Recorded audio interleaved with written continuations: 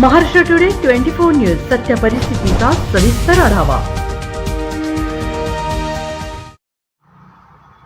नमस्कार, स्वागत आहे आपलं महाराष्ट्र टुडे न्यूज मराठी या वृत्तवाहिनीवर। पाहूया महाराष्ट्रातील काही विशेष घडामोडी। प्रशासकीय कामातील दिरंगाईवरून अनेकदा सर्वसामान्य नागरिक आणि प्रशासकीय सेवेतील कर्मचारी अधिकारी यांच्यात खटके उडत असतात। त्यातूनच संताप व्यक्त करत नागरिकांकडून अनेकदा अधिकारी व कर्मचाऱ्याला मारहाण केली जाते। महसूल विभाग, कृषी विभाग किंवा महावितरण विभागात अशा घटना सातत्याने पाहायला मिळतात। लाईट बिल जास्त आले, लाईट जोडणीच केली नाही, लाईट बिल जोडणीसाठी लाच मागितली, अशा घटनांवरून वाद झाल्याचं यापूर्वीही माध्यमात आलं आहे।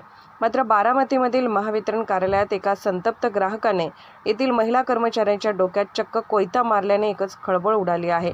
या घटनेनंतर तात्काळ बारामतीमधील सुपे पोलिसांनी घटनास्थळी धाव घेऊन तपास सुरू केला आहे।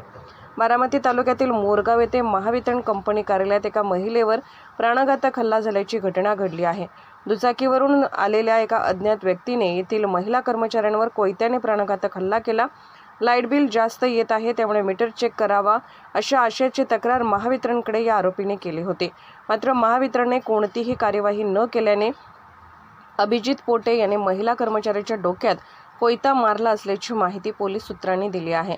दरम्यान कोयत्याचा गंभीर वार बसल्याने उपचारादरम्यान महिला कर्मचाऱ्याचा मृत्यू झाला आहे। बारामतीमधील घटनेनंतर महिलेला उपचारासाठी पुण्याला नेण्यात येत होते, मात्र त्यांचा मृत्यू झाला। बारामती महावितरण विभागातील घटनेत मृत्युमुखी पडलेल्या महिलेचं नाव रिंकू पिटे असे आहे। या घटनेनंतर सदर महिलेला तात्काळ रुग्णालयात दाखल करण्यात आले होते। त्यावेळी प्रकृती चिंताजनक असल्याने डॉक्टरांच्या सल्ल्यानुसार महिलेला पुढील उपचारासाठी पुण्यात हलवण्यात आले। मात्र पुण्यात उपचारादरम्यान महिलेचा मृत्यू झाल्याची घटना घडली। दरम्यान या प्रकरणी बारामतीतील सुपे पोलीस ठाण्यात आरोपीविरुद्ध कलम 307 अंतर्गत गुन्हा नोंद करण्यात येणार असल्याची माहिती होती, पण महिलेचा मृत्यू झाल्यामुळे आता या प्रकरणी 302 अंतर्गत खुनाचा गुन्हा दाखल केला जाऊ शकतो।